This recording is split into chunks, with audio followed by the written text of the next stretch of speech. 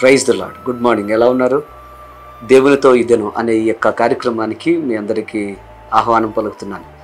దేవుని మహాకృపను బట్టి గతించిన దినమంతా దేవుడు కాచి కాపాడి మరొక అద్భుతమైన నూతన దినాన్ని దేవుడు మనకు అనుగ్రహించినందుకు సమస్త మహిమ ఘనత ప్రభావములు దేవునికే చెలునుగాక. ఈరోజు ప్రత్యేకంగా మన కోసం సిద్ధపరచబడిన వాక్యాన్ని మనం ధ్యానం చేద్దాం. యోబు గ్రంథము 22వ అధ్యాయము 28వ వచనాన్ని మనం చదువుకుందాం. నీవు దేనినైనా యోచన చేయగా అది నీకు స్థిరపరచబడును, నీ మార్గముల మీద వెలుగు ప్రకాశించను.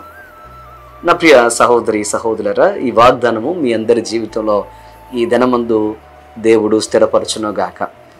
దేవుని యొక్క వాక్యం సెలవిస్తున్న మాటను ఒకసారి మనం ధ్యానం చేద్దాం.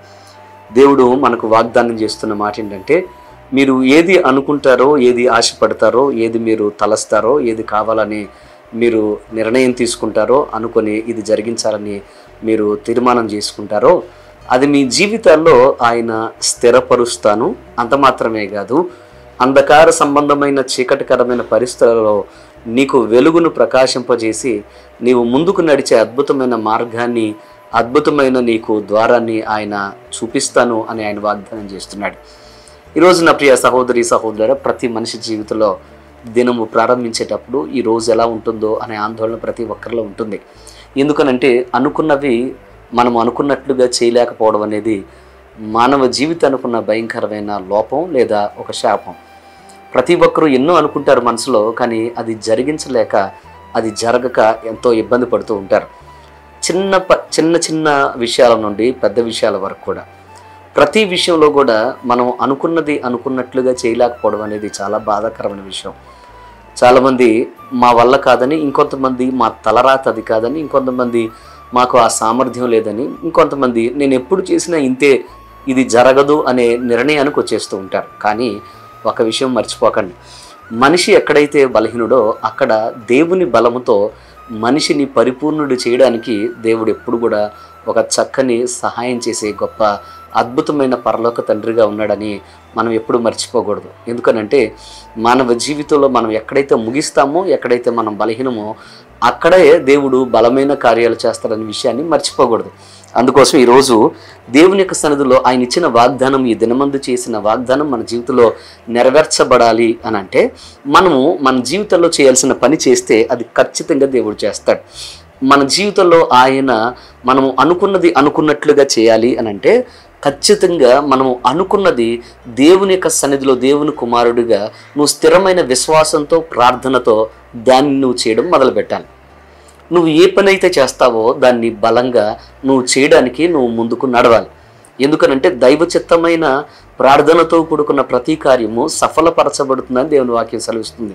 అంత మాత్రమే కాదు, నువ్వు చేసే ప్రతి దానిలో ఏ లోపము లేకుండా నువ్వు ఎప్పుడైతే చేయడానికి ప్రయత్నం చేస్తావో అది గొప్ప అద్భుతమైన ప్రతిఫలాన్ని నీకు ఇస్తుంది.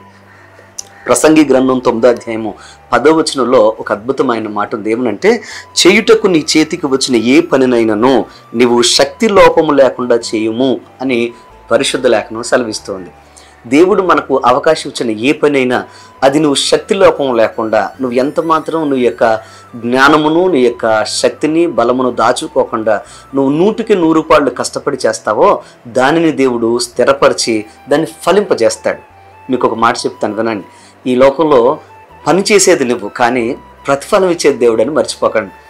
నీ జీవితంలో ఈరోజు ప్రతిఫలం రాలేదు అని, నువ్వు అనుకున్నది జరగలేదని, నా జీవితం ఇంత అని డిసప్పాయింట్ అవ్వద్దని మీకు మనవి చేస్తున్నాను. దేవుని సన్నిధిలో విశ్వాసంతో నువ్వు పని ప్రారంభిస్తే, పని జరిగిస్తే, పని మొదలు పెడితే అది దేవుడు ఖచ్చితంగా నెరవేరుస్తాడు. మర్చిపోకండి, వాగ్దానం ఇచ్చిన దేవుడు, నీకు తోడుగా ఉన్నది దేవుడు.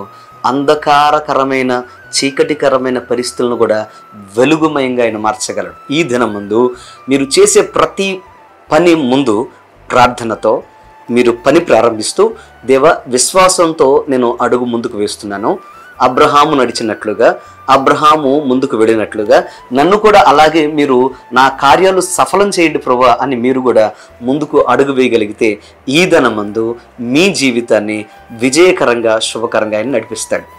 దేవుని యొక్క సన్నిధిలో ఆయన మాటను, ఆయన వాగ్దానం తీసుకొని ముందుకు నడవండి. ఈరోజు మీ రోజుగా ఆయన మార్చబడుతున్నాడు. ఈరోజు మీ రోజుగా ఆయన మార్చబోతున్నాడు. దేవునికి సమస్తం సాధ్యమే.